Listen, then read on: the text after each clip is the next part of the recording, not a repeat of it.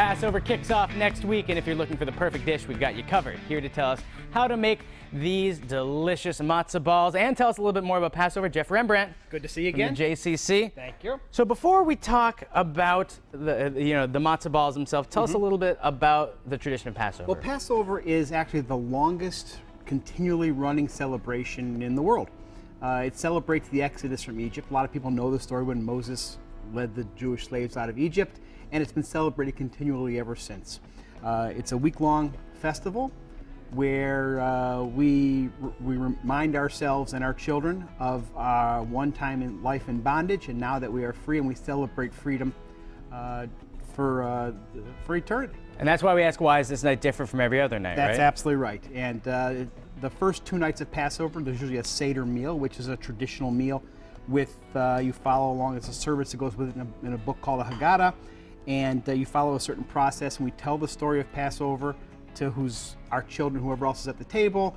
We eat some traditional foods, so there's traditional symbols. And a lot of that traditional food for Passover doesn't have grain in it, is that right? Well, what it doesn't have leavening. Leavening, so, okay. Matzah, why you hear unleavened bread. Matzah is the bread substitute that we eat during Passover. And although it's made from flour, it's just flour and water. And the tradition was that the Israelites had to leave Egypt in such a hurry, they didn't have time to let their bread rise. They took what they had and took off into the desert, where we know they wandered for 40 years and only had unleavened bread to eat. And so today we still eat unleavened bread, and we avoid all leavened products the same way. I love that those traditions carry through and pass on generation to generation. Let's make some matzah. Okay, well, we make matzah balls in our soup. You've probably heard of matzah balls before because, well, we can't put noodles in our chicken soup because noodles are a leavened product.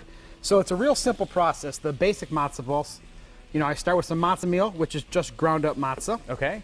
And a couple of eggs. There we go. Eggs and the egg whites, right? Yep, the whole thing, kosher salt. Here's the piece. Today I'm using oil, but when I cook at home, I actually use schmaltz. Schmaltz is rendered chicken fat. So as you're making your soup, you cut the fat off the chicken, you save it, you throw it in the frying pan, you saute it up until it becomes a liquid, and you use that as your oil. That sounds really good. Take everybody at home through that one more time. So you're cooking the chicken. You're cooking the chicken, so you take the chicken fat, you cut it off, you throw it in your little frying pan. Is that skin too? Yeah, well, you really just want to work with the fats. And what you're doing is you're liquefying the chicken fat. Oh, that sounds so that you good. can use that as an oil. It was a traditional way of making fats. I only use them for 2 things. I use it for matzah balls, and I use it when I make chopped liver. It's not the best, healthiest food in the world. No, but it's natural. You're right, it's natural. So I will tell you, my for grandmother used to smear it on toast, and oh yeah, it was a long time ago. All right. But so we have this paste. It's a paste consistency right now, if you can't see it. So it's just mixed up like this. You're ready to go. And then all it is you get a pot of boiling water, and you need to have your hands a little bit wet, or the matzah meal sticks to your hands. I'm gonna get dirty. And you just make a ball. That's easy. This is something that's fun for kids too. My kids do it. You can add flavorings to it. You can put, then you just drop it in the boiling water. I don't cook mine in my soup. I cook them in boiling water first, and then I add them to my chicken soup later. Huh? Why is that? Or why do you personally do it? I do it personally because that way I don't lose more of the broth to the matzah ball, and I have enough soup left over for later. It's all about the leftovers. It's all about the leftover soup. Well, you know what's great about this too?